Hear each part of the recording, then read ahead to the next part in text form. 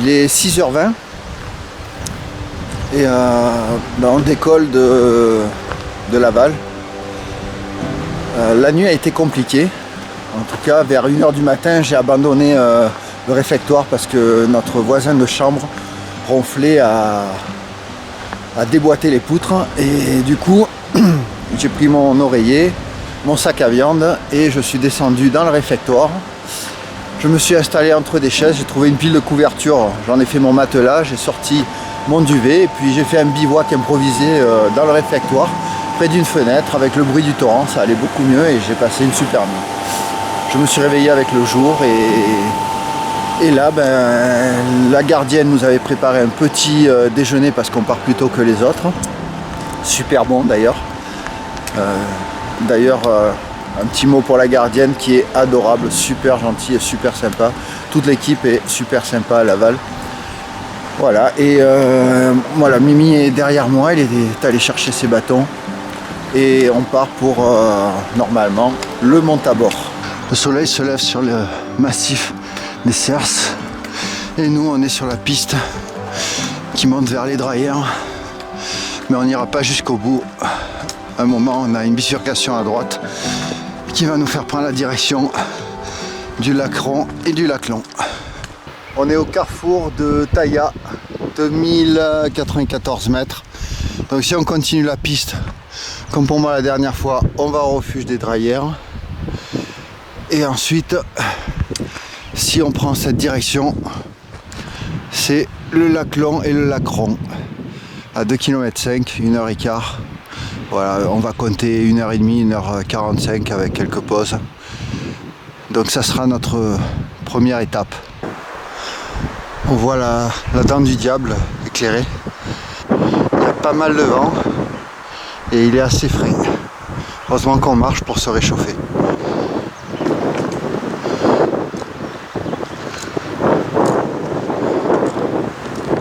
Du sentier où on est actuellement, on voit le refuge des Drayères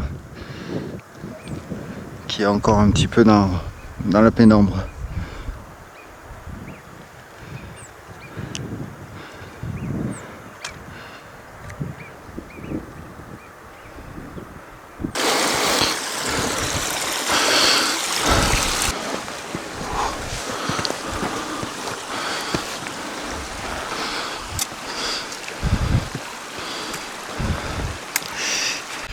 Avec Milton, on vient d'arriver au premier lac, le lac Long.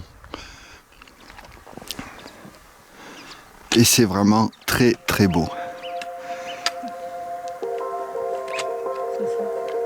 Après, il faut qu'il morde. Il y a des jours, ça va mieux que d'autres. On passe tout doucement le lac Long, à 2387 mètres. On a croisé un pêcheur, un gars qui était devant nous qui prenait des photos. Là, juste au bord de l'eau, il y a une toile de tente, quelqu'un qui bivouaque. Je comprends que le lieu attire une soirée en solo. Au fond, dans la brèche, c'est la limite entre le 0,5, c'est-à-dire les Hautes-Alpes, et la Savoie. Et c'est là-bas, au niveau de la brèche, ou un peu en dessous de la brèche, où il y a la plaque de neige. Je vais essayer de zoomer. Il y a le lac de la Clarée, source officielle de la Clarée, qui prend vraiment sa source de l'autre côté, en Savoie, sur le lac du Grand Banc, juste derrière la brèche.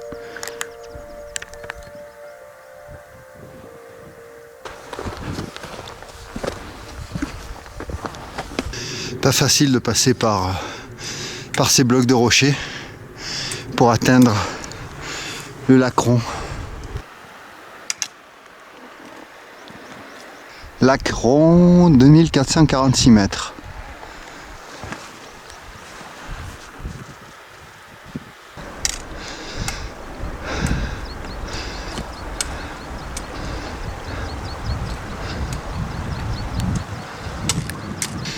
Lac des Muandes, sur le GR57, 2580 mètres.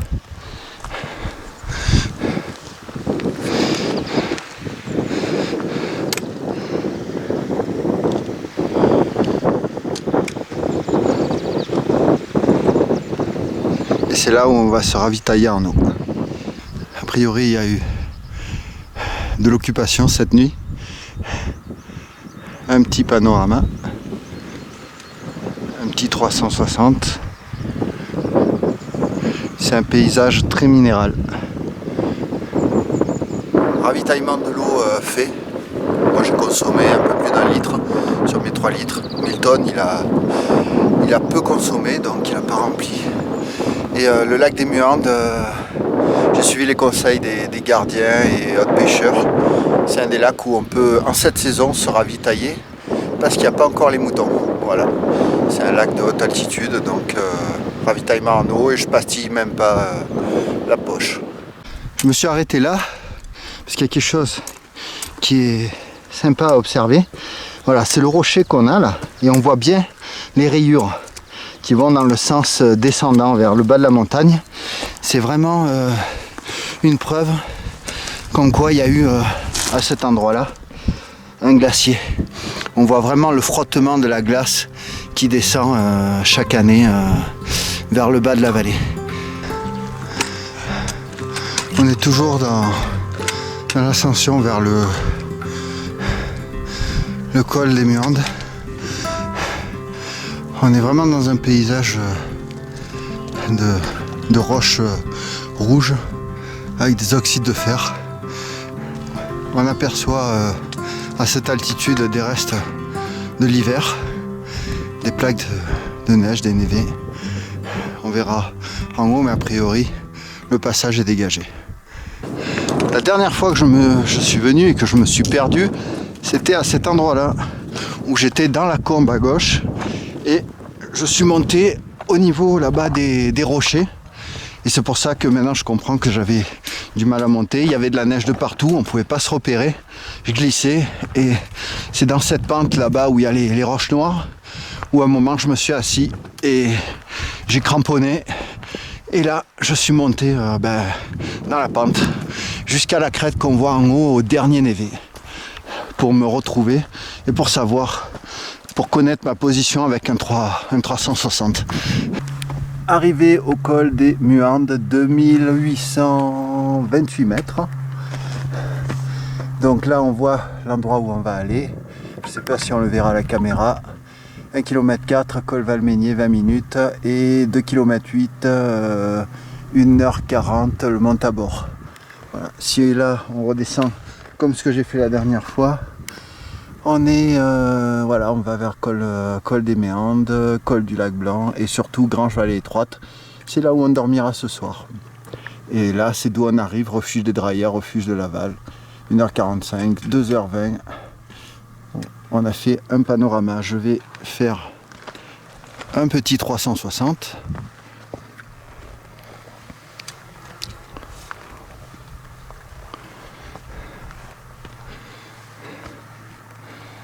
Le col est en même temps une zone, une ancienne frontière entre le duché de Savoie et la France. Et là on voit une borne avec la fleur de lys. Donc maintenant on va faire la deuxième partie. On part du col des Muandes. On va monter là sur la crête. On va suivre cette crête qu'on voit au fond, dans les nuages. Et après au fond on va monter au sommet, au mont Tabor, où on voit la chapelle au loin. On en a à peu près pour tranquillement un peu moins de 2 heures si tout va bien. On attaque le col Valménier, qui est une crête rocheuse. On voit encore une grosse présence de neige. On est en plein dans la crête.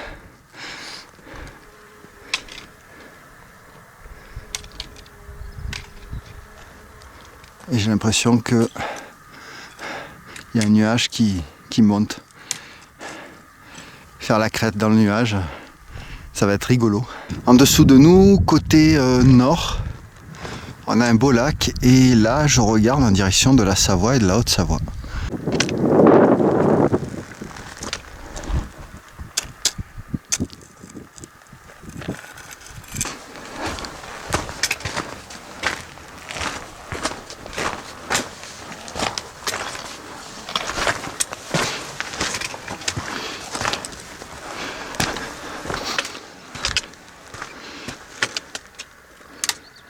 falloir trouver le sentier là.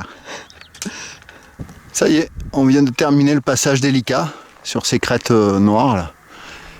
Il y a un groupe derrière nous, ils doivent être presque une trentaine je crois. C'est assez impressionnant à voir au milieu des rochers, ça trotte, ça galope. Maintenant on va dérouler la crête. Doucement, doucement, on fait le chemin. Et là on va devoir monter dans ce pierrier et dans cette casse.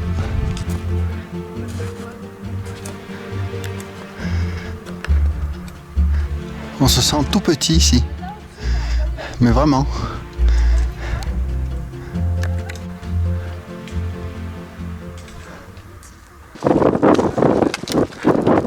Non, Marie dit 1945.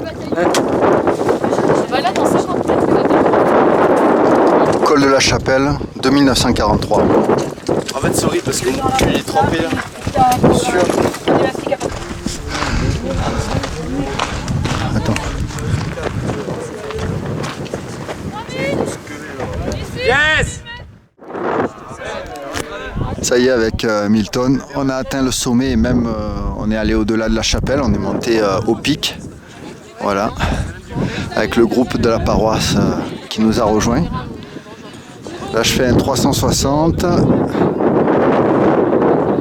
Donc là je pointe vers la vallée de la Haute-Maurienne. Et d'après la guide, c'est les glaciers de la Vanoise. Et malheureusement, le Mont Blanc est par là. Mais aujourd'hui, c'est nuageux et on ne le voit pas. Alors exactement, je marche sur la frontière entre la Savoie et les Hautes-Alpes. Je suis vraiment à la frontière. Et là, je pointe sur... Alors, elle m'a dit que c'était du côté de Valloire. Et ici, je recadre un petit peu. Hop là. Je vais essayer de pas me casser la figure. Alors, je vais faire un balayage de gauche à droite. Et on a la barre des Écrins avec tous les glaciers, le Pelvoux et Meige, glacier de Monetier, Arcine, enfin la totale. On fait une petite pause bien méritée au sommet. On est bien entamé là. Et puis ensuite on va tout doucement attaquer la redescente. Je filmerai un petit peu la chapelle, mais malheureusement elle est fermée et en plus elle est en restauration parce qu'elle devenait dangereuse a priori. On a été jusqu'au sommet, au-dessus de la chapelle. C'est désertique et on a une vue relativement dégagée malgré des horizons un peu nuageux. Milton est déjà redescendu un petit peu, se poser à l'abri du vent. Et après on va attaquer la descente jusqu'à Grange-Vallée étroite qui est très très loin. Un petit tour en redescendant sur la chapelle. On voit qu'elle est en totale réfection. À l'époque quand même ils avaient du courage pour construire ça. Tous les gens qui arrivent au sommet sont bien entamés. Le col de Muande, d'où on est parti. Et on est allé se perdre sur les crêtes et le col de Valminier. On s'est fait toute cette partie-là. Et ensuite on a attaqué ce sentier, un énorme pierrier, même des rochers. Pour atteindre ensuite, juste en dessous, on ne le voit pas, le col de la Chapelle. Et du col de la Chapelle, faire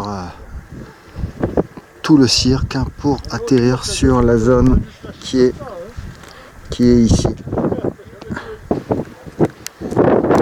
Ça y est, on attaque la redescente. Et elle va être longue, très longue.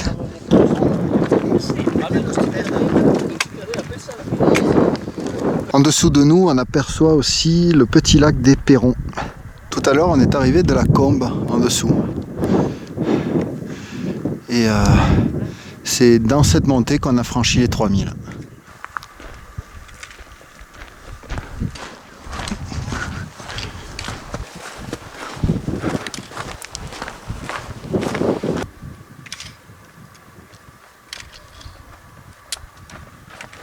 C'est bon, t'as fait du ski, t'es content?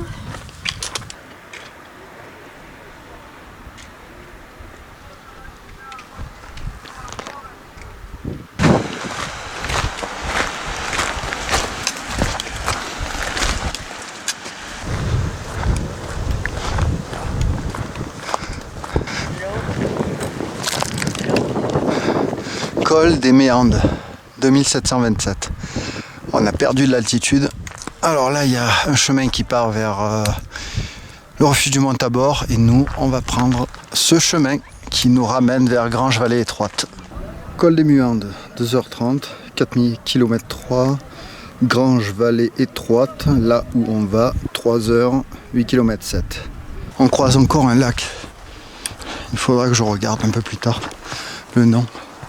Vallon du Dîner, 2610 mètres. Mais c'est vrai que les genoux commencent à se faire sentir et les pieds aussi. En face de moi, dans le creux là-bas,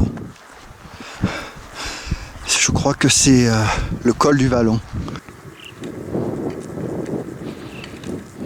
On a trouvé une âme charitable qui a temporairement pris un petit peu le sac à dos de Milton pour le soulager un peu sur les descentes.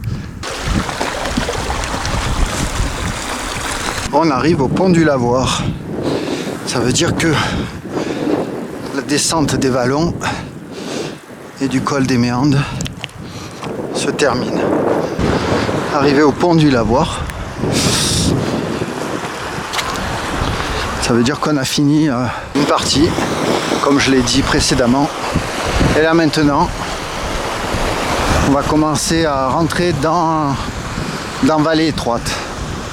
J'ai pris ses affaires, je l'ai vidé. On est en train de quitter les immenses vallons qui sont autour du Mont-Tabor et col de Méandes pour rentrer tout doucement dans Vallée Étroite. Notre prochaine étape, qui est une petite étape, ça va être la cabane du Chamois. Et une fois qu'on est à la cabane du Chamois, ça veut dire qu'on est à la piste. Et ensuite, on va dérouler la piste et on va atterrir au refuge. On vient de passer la maison du Chamois. Je sais pas ce que c'est. Il n'y a que des Italiens. Il y a même une zone pour un hélico. Un petit bonheur dans cette fin de rando, c'est qu'on commence à rentrer dans une partie de la forêt et du coup on se retrouve avec des parties à l'ombre. Il faut savoir que depuis qu'on est parti, on n'a pas eu un seul brin d'ombre.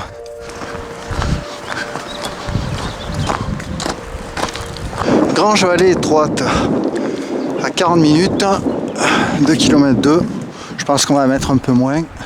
Et là on est à 1905 mètres sur la zone de la fonderie. On commence à voir les chalets de la ville haute. On arrive à Granges-Vallée Étroite. Et voilà notre refuge. On est plutôt pas mal ici. On s'est installé à Terzo, Alpini. On a pris la douche, on a fait la lessive. On a commencé les soins, les massages. Et là maintenant, petite visite. Alors là, on trouve les douches et les toilettes. Une particularité, c'est qu'il y a un boîtier où on met un jeton qui coûte 1 € qu'on prend au niveau du gardien. Et on a 5 minutes d'eau chaude.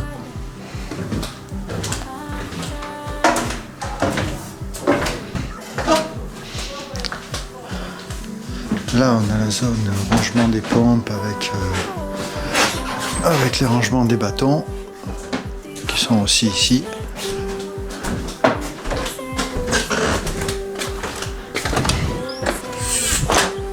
Et là, on ressort du refuge. Il y a une zone extérieure. Il y a une zone de bivouac où le gardien autorise les tentes à poser pour la nuit, les caravanes des employés, l'environnement est superbe, le réfectoire où on prend nos dîners et nos petits déjeuners, et la porte du fond c'est les cuisines et là où on règle.